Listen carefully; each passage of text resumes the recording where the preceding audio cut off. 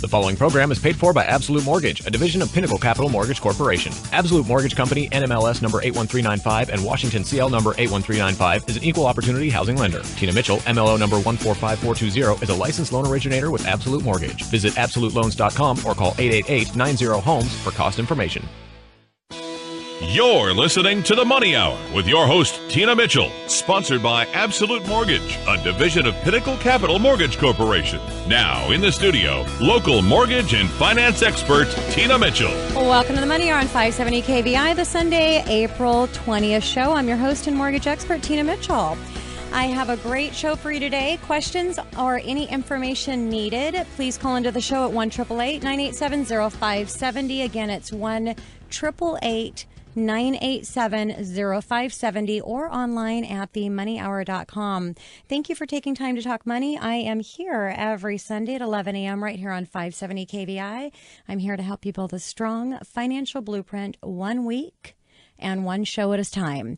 And to give them my lineup for the show today, we have regular contributor Janice Hammond, owner of Sunrise Financial Services. She is our financial money expert.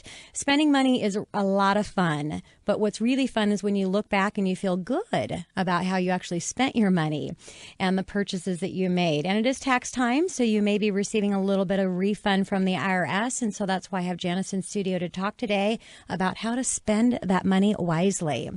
Also in studio, Michael Germain with United States Secret Service.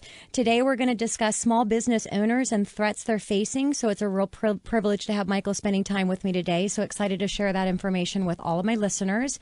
And last in studio today, Michael Orbino with John L. Scott to talk about real estate, the market trends in new construction, and what's happening in the distressed real estate market. A lot more, everything on real estate. So very excited. First time that Michael's been in studio as well. So great information, great guest. For more information on topics discussed, please call the show at 1-888-987-0570. Again, it's 1-888-987-0570 or online at themoneyhour.com. And let's go ahead and start out with the show with a little money chat.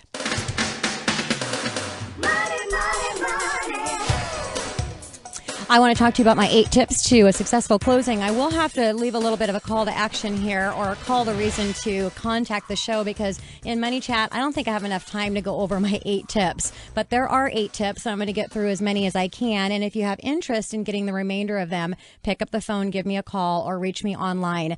If you're in the process of closing or getting ready to close, especially on a purchase, you have got to know these 8 tips, because I tell you what happens out there.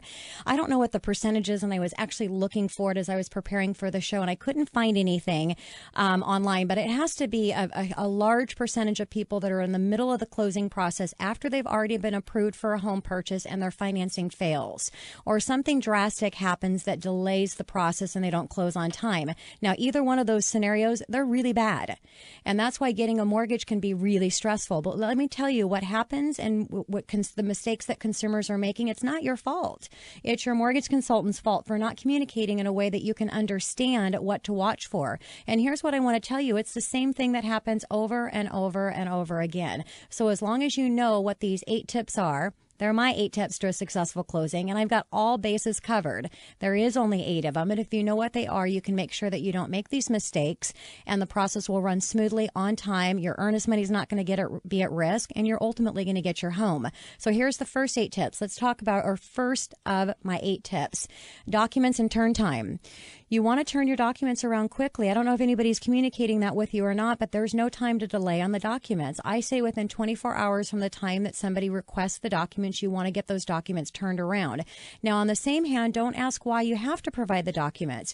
Here's some common sense, and I think if you look at it this way, we did have a mortgage crisis or a mortgage meltdown in 2008. Look what happened to our economy. The reason this happened is because documents were not being required. There wasn't the verification to ensure that consumers could actually pay back the mortgage. Well, that was not a good thing for any of us to be in, and it caused a lot of chaos in our environment. So that's changed. It is not your mortgage consultant, the underwriter that's requesting the documents, or the company that you're getting a loan for that's requiring this. It's the secondary market. It is the guidelines that are set up to protect you as a consumer and to protect our economy to make sure this doesn't happen again. So here's what would happen. If these documents are not requested, The underwriter could lose their job, and the bank that you're going with could possibly lose the ability to lend to future homeowners. So there's no need to ask questions to delay the process. Just provide all your documentation. And what I like to say is anything that you think that you might need to provide, guaranteed you will, and probably a little bit more. Second tip, updated documents. I have a lot of times that I hear clients at the very end of the process, not my clients, but I hear it in the office where clients are having to scramble at the last minute for updated documents. One of the most common and popular requirements for an escrow agent to have to ask for at the signing is before we can actually fund and close your loan, we need an updated pay stub. Now, you should never be asked for an updated pay stub at the last minute, because you should already know ahead of time that every single updated pay stub and asset statement, just keep on providing it. So from the time that you apply for a mortgage and you're in the process of closing all the way to the time that you close and get into your home, every updated asset statement and every updated pay stub that you receive, just keep on sending them over. Because if you don't, eventually they're going to be asked for, and you may be running out of time at the end when it's asked for. So just keep sending them. My third tip, no new debt. Seems like it might be common sense, but a lot of people, they're approved for much more than they can actually purchase. So they think that there's room to incur more debt.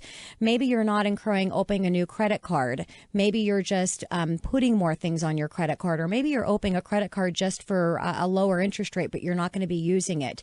My tip is no debt, no open credit card, no changes to your debt at all. And here's why. What happens? At the very end of the worst case scenario, you go buy a new car and your financing falls through. That's common sense. That could be a nightmare. But here's what people don't think about is you go all the way through the process and you open a new credit card, and what happens right before the loan funds. And again, this is just a requirement all banks have to do. They have a soft pull. The funding department, before they fund that loan, right before closing, they do what's called the soft credit report. Soft pull means it doesn't affect your credit score, but they're looking for any new debt. Now, here's what happens if you just randomly opened up a credit card, even though you didn't use any of that credit. It's a new liability. So what happens? It's got to go all the way back to underwriting, and you're stepping back a few days, which means that ultimately you're not going to close on time. That would put your earnest money at risk, and ultimately you could possibly lose out of that contract because you're out of contract agreement on your time frame. So make it easy and don't open any new debt until after you have your keys and move into your home. Fourth tip is life changes. So any type of life changes that you have, check with your mortgage consultant first. So first one would be job changes. You don't want to make any employment changes in the middle of the closing process. You also don't want to make position changes within your company without checking first. Here's what could happen. You're a salary employee. You're making $60,000 a year, and you have an opportunity to get what they call a promotion, let's say. Promotion meaning you're going in maybe to the sales side, and you have the potential to make a lot more money. The unfortunate thing is it doesn't matter that you have the potential to make a lot more money. If you're going from a salary position and moving to a strictly commission position, you no longer have any income to qualify, which means your financing would fall through. Timing is everything. You can take that promotion, you can take a new job. You just want to wait and do it until you have keys in hand and you've moved into your house, because at that time you can make any changes to your financial situation you want as long as you make your mortgage payment. Then you're not at risk of losing that home. Also, if you plan on making any marital changes, I know that typically is not going to happen during a closing process, but it has. If you're going to get married or divorced, you want to make sure that you communicate that first, because it would have a complete change in the process as far as the documentation that's going to be required, and you don't want that to come up at the very end. Deposits, I want to talk just a second here, so I'm going to try to cram these in really quickly. Deposits into your account, just know you have to verify everything, so make sure you're paper trail and documenting all of your funds and where it's coming from. And that puts in tip 6 and 7 into one tip so we can save time. I want to give the last tip. In the middle of a closing process, if you plan on leaving town over an extended weekend, you want to make sure that you're communicating this, because there's a lot of activity that's going to take place during the closing process, and there's nothing wrong with taking a vacation. You just need to make sure that you're communicating that up front so that your mortgage consultant can determine whether or not the timelines can be adjusted to make sure that there's not going to be at risk of you not closing on time. I'm really here as a mortgage expert. That's what I do. That's all I do. And I have experts that represent everything else regarding financing. But I tell you that there's a lot of important things that happen during the closing process. And the worst thing you could do is jeopardize the purchase of your new home. If you have any questions, pick up the phone. Give me a call, 1-888-987-0570. 0570. Again, that's 1-888-987-0570. Woo! Made it through those 8 tips. Coming up next in the Money Hour, are you part of the American tax filing majority who is about to get a tax refund? If so, how do you spend it? Janice Hammond, owner of Sunrise Financial Services, right here on 570 KVI after this short break.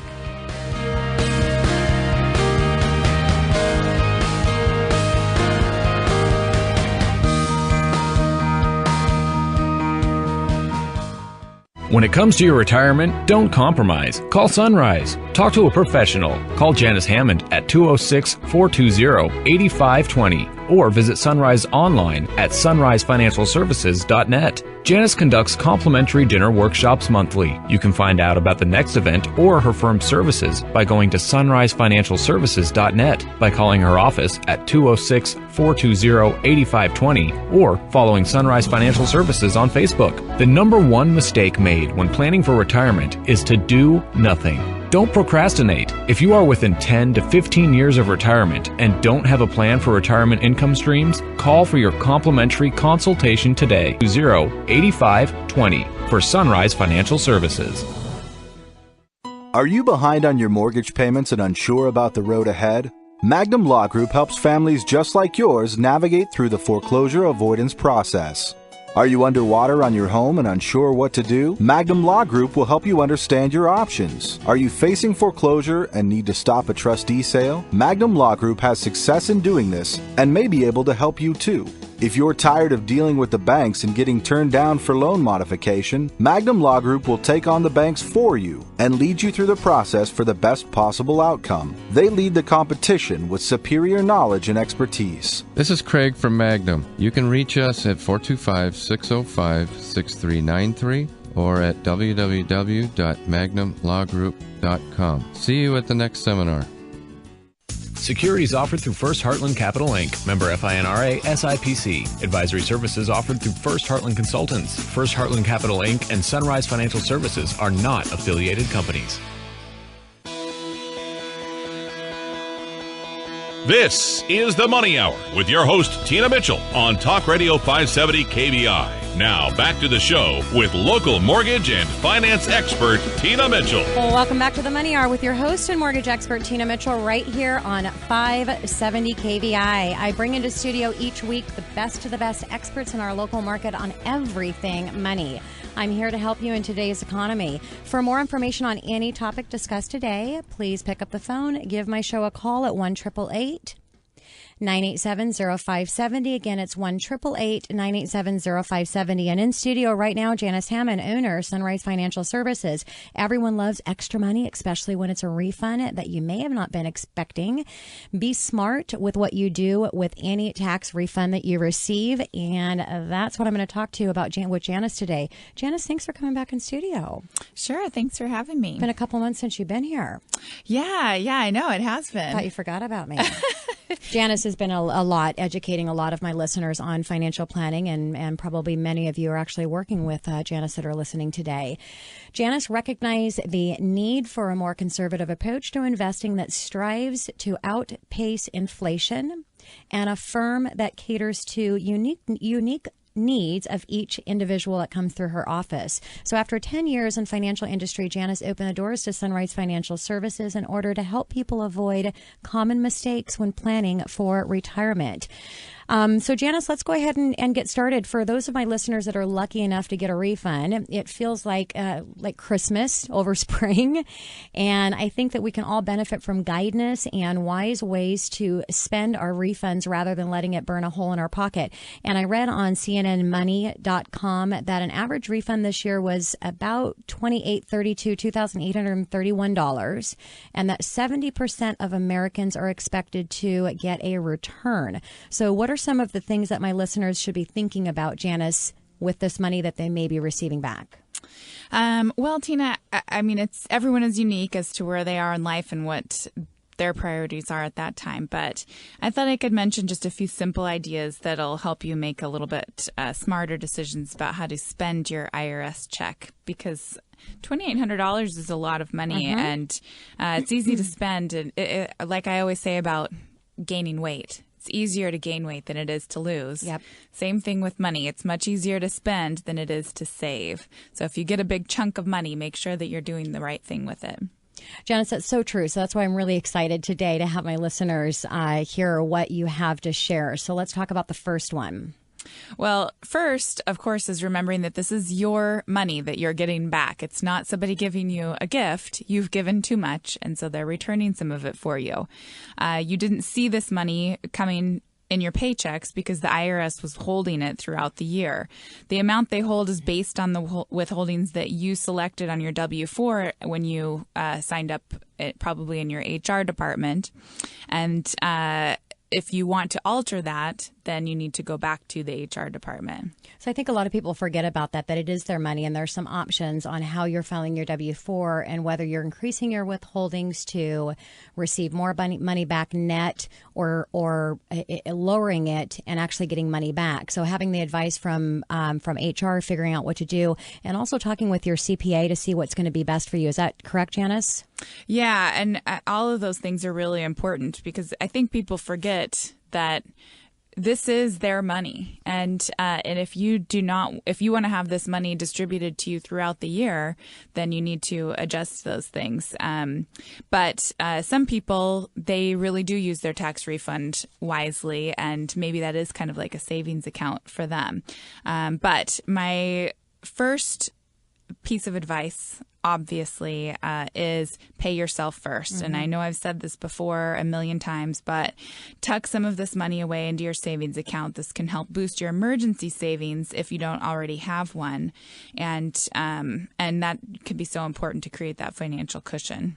And Janice, I know you do talk about that a lot, but you can't say it too many times because we all know that there's a lot of things that we should be doing, but unless we hear them over and over, and eventually it kind of clicks. So I appreciate that you always bring that in because it's really, really important. So there are a lot of things that I'm sure my listeners are listening today, and they could come up with a list of things, of possible what-if scenarios that could come up with expenses that they're not really expecting. So when you're talking about paying yourself first, is there a certain percentage of the refund that they should be looking at that you would advise in paying themselves first? Well, it really does depend on the individual and their unique situation, but any money that you save is better than no money. Only about 38% of Americans have an emergency fund to fall back on, and that's according to statisticbrain.com. And not having an emergency savings can really lead to debt, credit card debt, if we're not careful with that. So it's important. And I know it's a burden to have that debt. And you and I being in the business, we educate our clients a lot on improving their debt, improving their credit, and their whole financial situation. It's really tough to get out of that debt once you're so deep in it. Yeah, and you were just talking about how people run out and they're opening up credit cards, and they don't really realize how it affects things big picture, especially if you're buying a house or something like that. And if you have an emergency fund, then a lot of times you don't need to open up those credit cards. So while I was doing a presentation recently, I was doing a little bit of research for it, and I discovered that just 51% of Americans have more emergency savings than credit card debt. That's according to time.com. So my next bit of advice is to use some of your refund to pay down or hopefully pay off some of your credit card debt. Yeah, it's a real good idea. Paying down your credit card debt and reducing your monthly payments can leave things for other things that you're trying to budget and save for your family, and frees up money for really financially things that are smart to be better for your household. So if you're talking about paying down debt, Janice, what advice are you giving as far as what debt to pay down first? Well, there isn't a specific rule of thumb there, but depending on what you're trying to achieve, a lot of times people are so bogged down by by the minimum payments on all their credit cards that they can't really make any progress by paying them off. Mm-hmm. So I suggest that paying off the smaller ones first, even if they are higher or lower interest rate, it oftentimes will free up more monthly cash to be able to put towards the other ones. So start by paying off the smallest balances first, and then or another direction that you can go is just pick the one that has the highest interest rate and start paying off that one. And I think emotionally, if you're looking at your debt too, I mean, if you're looking at it, you have all these little things hanging out there, just to get rid of all those little tiny things. And those are easy, something attainable. And it feels better. It feels like, okay, now I only have one left. It's a big one, but there's only one. Yeah. And not only does it mentally make you feel better, obviously you're saving on the interest, and that can really add up. And if you're paying things late or you've got annual fees, all of those things will tack on, and instead of paying things down, you're just ending up spending more money. Sure. And I know on the mortgage side, as representing and helping clients get into a mortgage, there's always opportunity for refinance, taking a look and seeing if you can get a lower interest rate. Maybe you're using some of that money to pay down closing costs, so you can finance your closing costs into the loan. But what you can do is actually come in with a little bit more to buy that interest rate down for a longer period of time. So, Janice, what other suggestions do you have? Well, my third suggestion is to invest some of it. Okay. Your refund can be a great chance to contribute to a Roth IRA, for example. Maybe even start a college savings plan for your children, and then you're not really dipping into your own savings to do that. Now, this sounds like a financial planner. What about the minimum, Janice? So if you're doing some investments, what would be the minimum amount that they should be investing? Well, there are different minimums for every company out there. Our firm does not have a minimum, which is rare, but in order to be able to help everybody, we don't have a minimum. But some of the companies that we deal with do. So it really depends on what you're trying to do. But for example, a Roth IRA can be a good investment for some people to do. And the maximum, not the minimum, the maximum you can put into a Roth IRA each year is $6,500 if you're 50 and over, and $5,500 if you're under age 50. And there are other rules that may apply just depending on your income and other retirement plans that are available to you at your work, for example. So, Janice, there could be people listening to the show right now and just think, you know what, it's just really complicated. All these numbers trying to determine what to do, what not to do, and how to invest. What advice and what exactly should they do to just get started? You know, it can be very complicated. I completely agree. The first thing to do when you get started is to have that emergency savings before you're thinking long-term investment. Make sure you have the emergency savings, and then just really talk with professionals. Talk to your tax advisor and a trusted financial advisor. I'm always available to answer any questions, and a lot of the listeners utilize the free consultation that we offer at our firm. And if you're interested in using us as a resource or learning more information, you can always go to our website at sunrisefinancialservices.net, or just give our office a call at 206-420-8520. And always, to get a hold of Janice, you can call the show as well, 1-888-987-0570. Again, it's 1-888-987-0570. There's somebody from my team that can absolutely get you directly connected with Janice in her office to take advantage of that. I know you've got a few more, Janice. What's the next one? Well, you'll like the next one, Tina. It's spend some of it. Yes. So if you still have money left to spend, don't feel guilty about a little extra cash going towards something that you've been thinking, or I like the word need, not wanting, but needing for a while. Just don't let your eyes get too big. I would say a $500 refund is no excuse for a $3,000 vacation. And of course, before you spend your tax refund, figure out what your tax refund is. And that's exactly what I'm talking about. So don't go plan a $3,000 vacation when you're not sure how much you're getting back. And if you need new tires, don't go buy new rims instead of tires with your refund. There you go. Yeah, I definitely don't need any help spending money, Janice.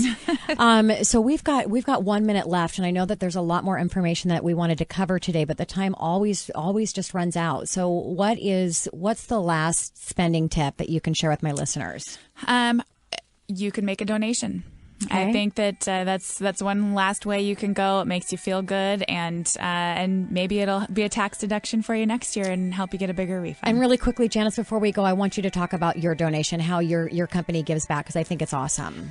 We have lots of different donations that we give throughout the year, but homelessness is probably our biggest cause that we support. Thank you, Janice. Thank you again for, as always, coming in. Thank your team for all their work that they do for my listeners here on the Money Hour.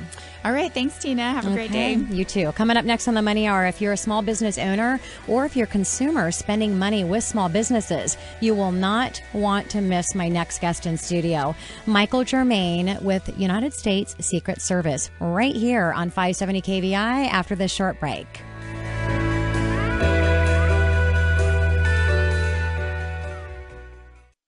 Are you behind on your mortgage payments and unsure about the road ahead?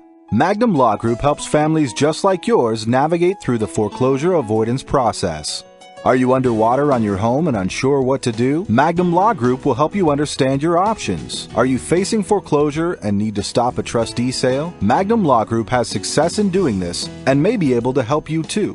If you're tired of dealing with the banks and getting turned down for loan modification, Magnum Law Group will take on the banks for you and lead you through the process for the best possible outcome. They lead the competition with superior knowledge and expertise. This is Craig from Magnum. You can reach us at 425-605-6393 or at www.magnumlawgroup.com. See you at the next seminar.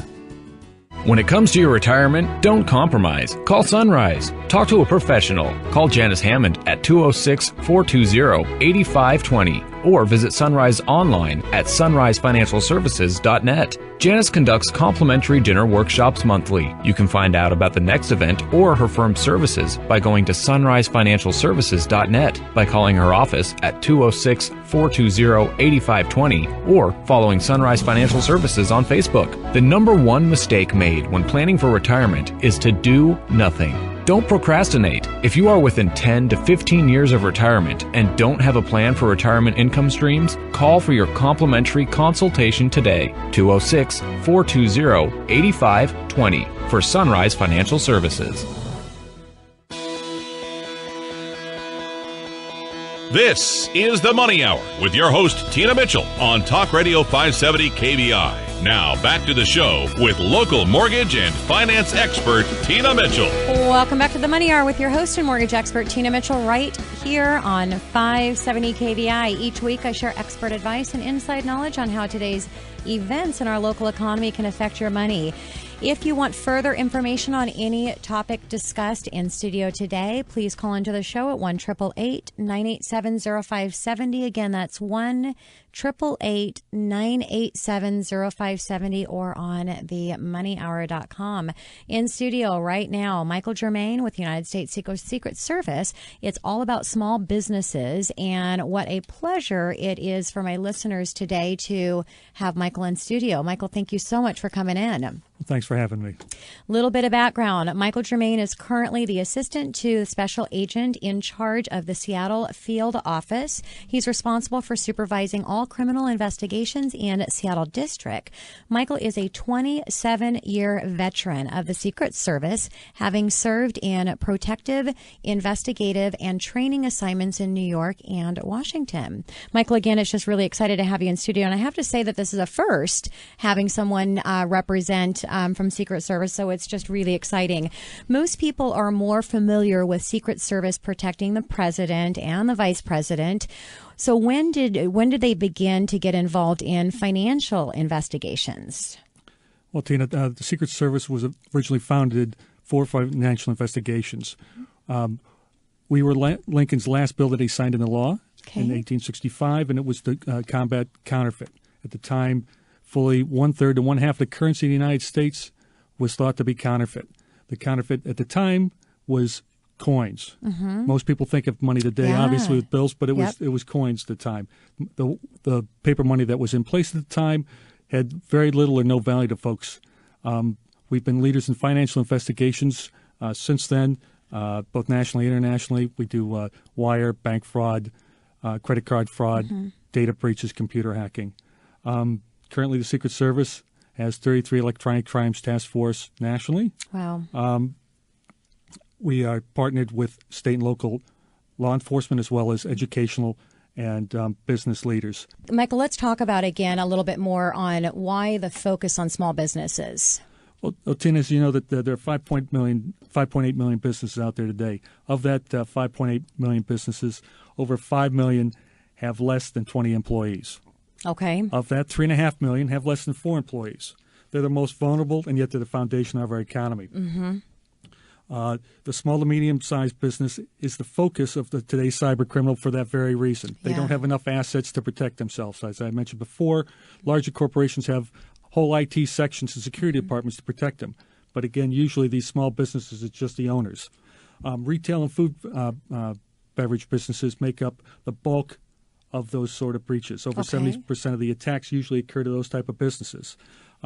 These attacks are all motivated by financial gain for the criminal. Mm-hmm. It's usually because of the small businesses don't have the resources to protect themselves. Sure. It's a low risk and high reward for the hacker. So what are some of the threats facing small businesses today? Well, for the small business, it's primarily the attack or corruption of their point-of-sale system. Okay. It's the heart and soul of the way they are able to collect payments from their customers and interact with the banks. The three main type of attacks are what they call key logging. This is where the credit card data is captured and stored when the employee swipes the credit card or debit card on the point-of-sale terminal. Okay. The other one is called a RAM scraper. It's where malware is inserted into their system, and then that data from the credit card, debit card, is held within the RAM memory of their server or computer. And the last one would be network sniffers. It's where, again, they've attacked your system. The malware is sniffing the credit card data as you're manipulating it from the bank, from the back of the house server or your computer to the banks. So how do these thieves get into the business's POS systems? It's usually the systems are compromised remotely. These groups are working at 24 hours a day to look at your systems. They're remotely trying to access your systems. We typically find that small startup businesses are going out when they start their business and they purchase used equipment or servers, and then they do their own initial setup. Mm-hmm. And then they begin to manage the business. The IT portion of it is the last thing on their mind. They're busy running their business, so they're not paying attention to the computers or their servers that they're using, and they're not updating their systems. Sure. So, Michael, if we have small business owners that are listening to the show today, which I'm sure that we do, should they be expecting a visit from Secret Service? And if you do pop on by their business, what are they expecting from this? Well, if we come to your business, it's because we've gotten information that your systems have been compromised. That's not good. No. But when we're coming to you, we're going to come and do it discreetly. You're not going to see 10 or 12 guys in big jackets, say police on it. We're not doing that to you. No SWAT team. No SWAT team, we promise. Now, we're there to come to you, explain to you that you have a problem. Okay. We're going to ask you, not demand, if we can look at your system. Okay. When we do that, we're going to try to be as least disruptive as possible, knowing that you have a business to maintain. Of course. So we're going to come in. We're going to ask to image your hard drives. We're going to give you some examples of what is going on to you. Then we're going to explain what some of the mitigating things you can do to stop that at that moment. Okay. Because again, we know you need to get up and running. Sure. And I would imagine that most business owners are helpful, right? No, they are, but they're a little hesitant too. I mean, it's again, they're worried about these police officers who've come to them all of a sudden. What are my liabilities? Is my business going down? And we're trying. We will give them the information to seek out on third-party individuals to help them deconflict their systems. But we're there to help them stop the bleeding. Of course. So, what should the business expect in terms of the Secret Service finding a person who compromised their computer system? Well, in these cases. These cases take time. This is not the movies. We're used to seeing, CSI where everything's over in 60 minutes. Yeah. The show may show you a day or two, but we're locked into the 60-minute routine to watch that episode. Okay. These cases can take months, even years sometimes. Wow. A lot of cases, most of the criminals who are accessing their computers are from overseas. So there's a lot of legal work that needs to go into it, even if it's a country friendly to ours that we have treaties with. If it's not, that process takes even longer. We had a case here in Seattle a number of years back, not too long ago. The case took 2 years to finally come to fruition. We arrested 3 individuals, one in California, one in Maryland, and one in Romania. The actual fraud loss was $64 million, and 86,000 credit cards have been compromised. Wow. Did that small business owner make it through that? Yes, they did. Good. I mean, it worked with the banks. We gave them some guidance. Again, it was but the compromise was from his businesses. Yeah. Wow.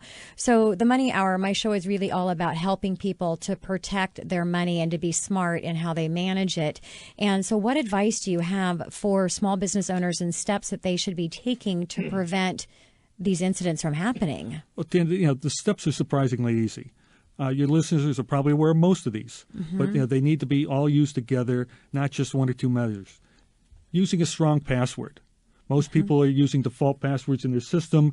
They're using birth dates or names of folks that they put on their Facebook accounts or their web pages. Update your point-of-sale software regularly.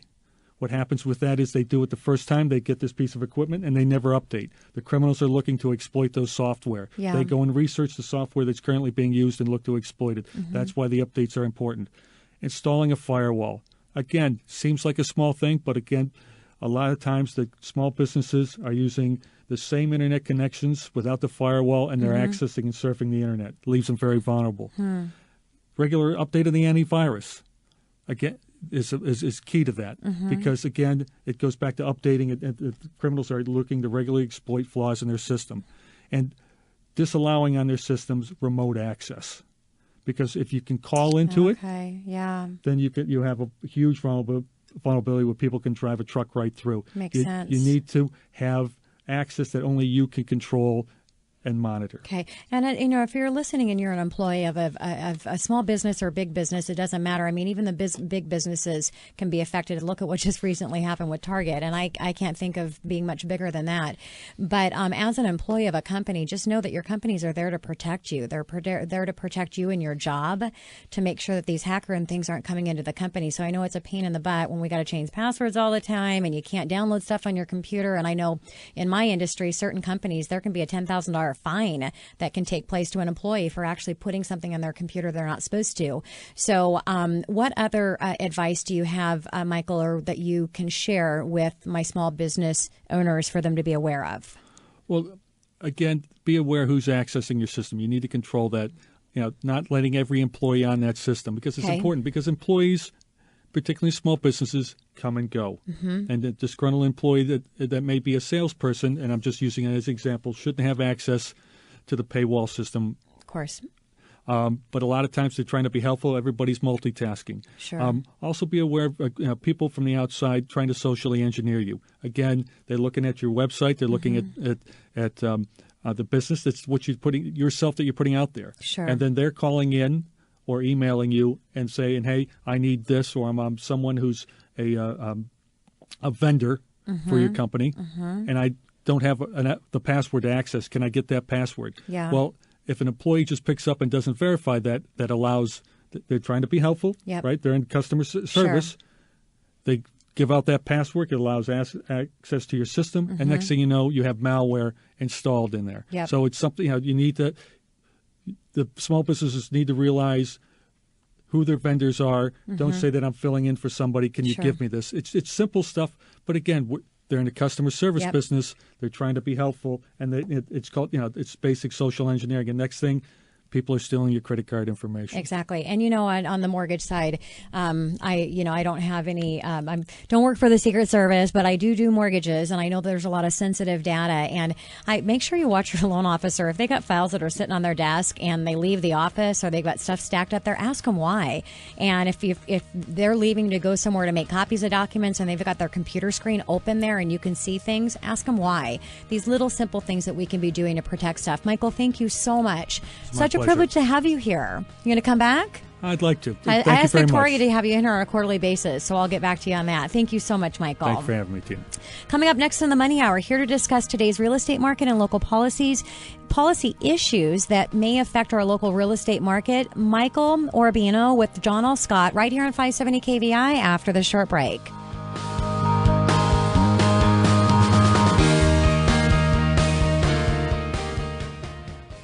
When it comes to your retirement, don't compromise. Call Sunrise. Talk to a professional. Call Janice Hammond at 206-420-8520 or visit Sunrise online at sunrisefinancialservices.net. Janice conducts complimentary dinner workshops monthly. You can find out about the next event or her firm's services by going to sunrisefinancialservices.net, by calling her office at 206-420-8520, or following Sunrise Financial Services on Facebook. The number one mistake made when planning for retirement is to do nothing. Don't procrastinate. If you are within 10 to 15 years of retirement and don't have a plan for retirement income streams, call for your complimentary consultation today. 206-420-8520 for Sunrise Financial Services. Are you behind on your mortgage payments and unsure about the road ahead? Magnum Law Group helps families just like yours navigate through the foreclosure avoidance process. Are you underwater on your home and unsure what to do? Magnum Law Group will help you understand your options. Are you facing foreclosure and need to stop a trustee sale? Magnum Law Group has success in doing this and may be able to help you too. If you're tired of dealing with the banks and getting turned down for loan modification, Magnum Law Group will take on the banks for you and lead you through the process for the best possible outcome. They lead the competition with superior knowledge and expertise. This is Craig from Magnum. You can reach us at 425-605-6393 or at www.magnumlawgroup.com. See you at the next seminar. This is the Money Hour with your host, Tina Mitchell, on Talk Radio 570 KBI. Now, back to the show with local mortgage and finance expert, Tina Mitchell. Welcome back to the Money Hour with your host and mortgage expert, Tina Mitchell, right here on 570 KBI. I'm dedicated to my listeners, providing you with the tools needed to make informed decisions on all matters regarding your money. Call into the show today, 1-888-987-0570. Again, that's 1-888-987-0570, or online at themoneyhour.com if you have any questions for my guest today. In studio right now, Michael Orbino with John L. Scott. Real estate is a hot topic, and I'm excited for my listeners to hear the expertise that Michael has to share with us. Michael, first time in studio. Thanks for coming in. Thanks for having me. And Michael began his real estate career with John L. Scott downtown Bellevue in 2002 as the youngest agent hired in the company's #1 producing office, and is now a managing broker. In 2009, Michael co-founded Relay with partner David Mills as a division with John L. Scott that specializes in recruiting, training, and staffing new construction communities with only the highest quality salespeople. Michael is actively involved with the industry level leadership by serving as National Association of Realtors political coordinator for the 1st District of Washington. He also served on the board of directors for the Urban Land Institute Young Leaders Group and the Seattle King County Realtors Governmental Affairs Committee. Michael, thank you again so much for coming in, and I'm excited to talk about real estate. So let's go over and start with the overall market. What's happening out there? Well, Tina, it's exciting times out there again. I think it's probably, you see it in the lending industry too, that there's a positivity in the marketplace we have not seen in a few years. Mm-hmm. I feel like people are buying real estate for the right reasons again. You know, that means, they're having babies, they're getting married, they're growing up, they're getting jobs, promotions. And so on a personal level, it really is a pleasure to be a part of that. As far as the economic level, it's interesting out there. The precipitous decline that we saw, for 3-4 years straight is definitely turned, and I believe that ship turned probably in early 2012, even late 2011. Mm-hmm. The frenzy has certainly slowed down from last year. I was looking at the numbers in our office this year in the Seattle metro area. Sales are down about 30% year over year. Lots of different reasons for that. So let's with new construction, because there's a lot of new constructions that are going on, especially around in our local area here. I mean, we can look outside and see things going on. What is happening in the new construction arena? What trends are you seeing? Well, it's continuing on that theme of excitement. New mm-hmm. construction is certainly leading the way in the recovery, and has been. That is where you see a tremendous amount of activity and appreciation and restabilizing different neighborhoods. Mm-hmm. The exciting part about that is it one of the reasons why sales are down is we've had a continued low inventory environment. Sure. There's a number of reasons for that. Some people are I always equate it to getting hot on a hand of blackjack, at a casino. That's when you don't want to leave. Now that homeowners are feeling that appreciation, they're saying, well, why would I sell now? I'm starting to get back what I lost or even gain. Yep. And so that locks up the market in a way that I don't know if everybody anticipated. And then it becomes a spiral because those people don't want to enter the market and search for a home or list their home to sell it if they don't know if they've got a place that they can land on. Sure. And a lot with interest rates going up as well. These homeowners that have these unbelievable, we're still in a low environment interest rate, but homeowners that have these crazy interest rates, why would they want to move and go through that process to take a higher interest rate as well? Absolutely. I couldn't agree more. And we've been saying that for a couple of years now to our clients is that, I think most realtors don't have the same confidence level in trying to project appreciation forever, like we did, pre the downturn, because it was such a massive one. But the winners from the last few years are definitely those that leveraged up and borrowed money at such a low interest rate, particularly if they didn't need to. Yep. That is just, it doesn't get better than 3.5% for 30 years. Totally agree. Unbelievable. So, Michael, who's buying right now? Who's out there shopping for homes?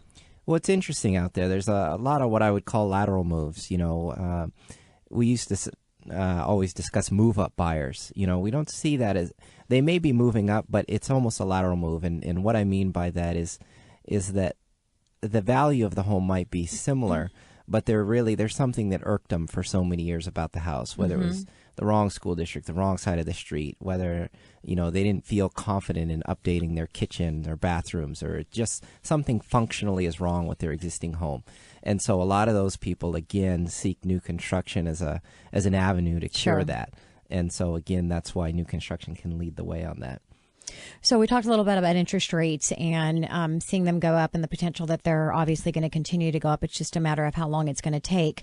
But what other effects have you seen, Michael, on your side with the increase of interest rates? Well, there can be no doubt. I mean, a lot of us would attribute numerically probably 20 to 30% of the value. The premium that we charge on homes is tied into those low interest rates. Yep. So, but you asked about the inevitability of them rising. Well, they have risen tremendously. It's just that people have, because they're still at historical lows, they don't really see it. Yeah. And some, I'll have a client say to me, well, interest rates went from 3.5% to 4.5%. That's only 1%. No, that is not 1%. That's 30%. If your payment was $2,000, it is now $2,600. Yeah. This is real money. And so when people really feel that, another way of putting that is what you used to be able to afford for $500,000. The same payment now can only afford you $450,000. I know, and it's funny because I'm, is doing mortgages, obviously talking with clients day in and day out with my team to help them secure a mortgage for a new home purchase. And I have Victoria, which you've talked with before on my team, follow up on a 3-week basis with people that are pre-contract, so they actually haven't found a home yet. And I tell her, as soon as somebody's discouraged and they give up, you need to set up a call with me because we've got to go through the cost of purchasing versus cost of waiting versus purchasing now. And there's a lot of money to be lost. So let's shift over on distressed properties. And I remember back in the day, I was doing the Tina and Drew show on AM 1090 before I moved to 570 KVI. And we were talking a lot. The whole conversation was around the shadow inventory and all this distressed property that was being held back and, people that were in default of their mortgage that ultimately were going to lose their home and all these statistics. And we were all worried about shadow inventory. And it's funny how things change because now we're worried about inventory and we're asking, where is the shadow inventory? So what's happening with the distressed market? Are we going to get some of this so-called shadow inventory onto the market to help with our lack of inventory? Well, there's an old saying, just like politics, all real estate is local. And I think so. The buzzword going into 2014 that you hear a lot is sub-markets or even micro markets. And what that means is it's not, it's relative. It's not equally across the board. So, for instance, in the Seattle metro area, including Bellevue, Kirkland, what we would call a core area, home prices are pretty much anywhere between 94% and 110% of their peak. Okay. So there's not a lot of distress there. Now, when you go out into the rural areas, even as close in as North Snohomish County, Arlington, Marysville, and you go to our friends down south in Pierce County, it's not so rosy down there.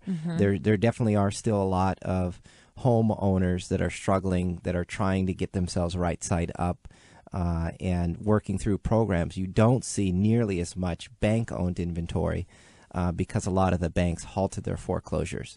They got out of the heavy stuff, and there's a lot of government programs in effect to help these people restabilize. And so I don't think there's some massive block of homes that's going to be dumped on the market anytime soon, but it is still.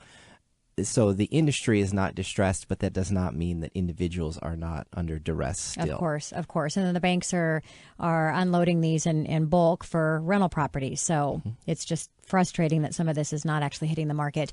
Well, let's talk about major policy issues that are happening in D.C. that realtors are playing a big part in.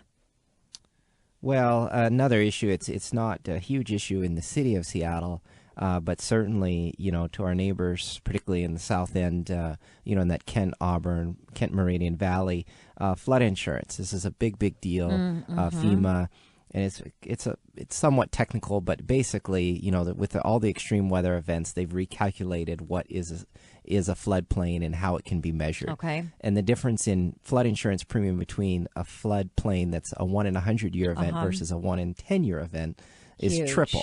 Huge. So that has a huge effect. And so the realtors played a huge role in getting bipartisan consensus on passing new flood insurance legislation. The president signed it about a month ago, and pretty much all of our local legislators on both sides of the aisle passed that, so we were very appreciative.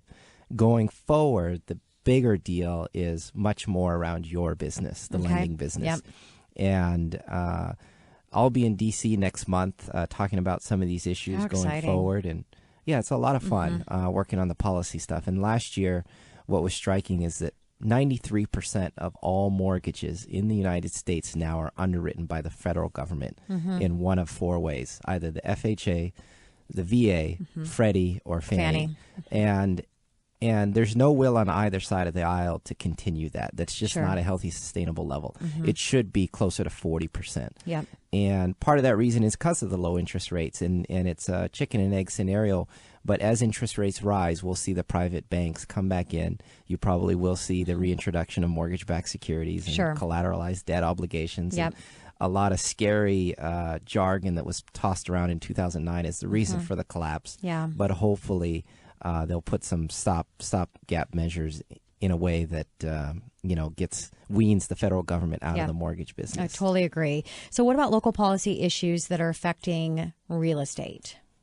I think this one is really interesting, and as I've said before, all real estate is local, and the biggest issue that we are watching is there appears and feels to be somewhat of an anti-density movement in the city and even our rural communities. I know, our friends down in Black Diamond really struggled with where are we going to put this growth. There's major projects, of 6,000 homes being built in communities. Examples of Issaquah Highlands, Mercer Island, downtown Bellevue, South Lake Union. There's example after example of smart growth. Some of the concern from my builder and developer clients, though, is that the climate has shifted now that people are feeling better and tax revenues are back up, that maybe we don't want all this housing in here and there's not enough parking and not enough traffic infrastructure. But, it's frustrating as you mentioned, I'm involved in a couple of young leader groups. I'm quickly losing the title of young, but when not sitting across from me, you're not. Well, you look a lot younger than me, Michael. Well, the interesting thing is this tends to divide along generational lines. You've got your half acre in Magnolia. You're probably not thinking about the starting out 28-year-old that's trying to live in the city. And and there's an old saying, when I came in, it used to be you have to buy to drive. You have to drive to buy. And unfortunately, that is creeping its head back up again because of the anti-density in the city. You can no longer make the median income and afford to live in the city and be a homeowner. And that is, and I think we'll probably get to that, but that's why there's so many apartments rising. Makes total sense. So let's talk about condo versus single family home. What are you seeing the difference in the sales related to condos versus single family residential properties? Sure, that one is definitely that's your classic tale of two cities right there. Unfortunately, the resale condominium market has greatly lagged the single family return. I would say that that statistic I gave you earlier of 94 to 110%. It's the condominiums, unfortunately, that are dragging that down. And this is a product type that's near and dear to me. I sell a lot in it to individuals, and I represent those who seek to build them and sell them. We've only got one major condominium project in the city going on right now, which is actually about a mile south of here, half mile. And they say they're doing well, and we wish them well. But again, it's more of a upper median price point. It's there's not a lot of affordable inventory coming online in the form of condominiums. And a lot of that goes back to the policy issues. Yeah, makes total sense. Michael, I had a couple other questions on my list I wanted to ask you, but as always, I just ran out of time. There's too much information that I want to share with my listeners and never enough time for it. But I want to thank you so much for coming in, Michael. I really appreciate it. It was nice to have you in first time. We'll definitely have to have you come back. An honor and a pleasure. Thanks for having me. And any of the amazing information that I had from my guest in studio today, as always, you've got my phone number, 1-888-987-0570. 1-888-987-0570. The show is over, but you can always get through to my show line, and my team can directly connect you with any of our guests in studio today. This is your host and mortgage expert, Tina Mitchell, signing off for the day. Enjoy the rest of your Sunday. Thank you for being here. I look forward to talking with you next Sunday, same time, right here on 570 KVI. Thanks, everyone.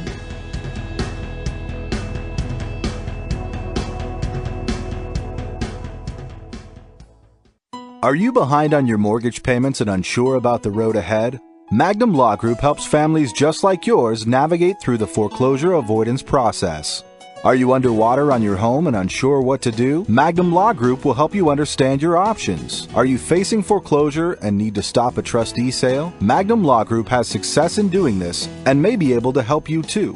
If you're tired of dealing with the banks and getting turned down for loan modification, Magnum Law Group will take on the banks for you and lead you through the process for the best possible outcome. They lead the competition with superior knowledge and expertise. This is Craig from Magnum. You can reach us at 425-605-6393 or at www.magnumlawgroup.com. See you at the next seminar. The preceding program was paid for by Absolute Mortgage, a division of Pinnacle Capital Mortgage Corporation. Absolute Mortgage Company, NMLS number 81395 and Washington CL number 81395, is an equal opportunity housing lender. Tina Mitchell, MLO number 145420, is a licensed loan originator with Absolute Mortgage. Visit absoluteloans.com or call 888-90-HOMES for cost information.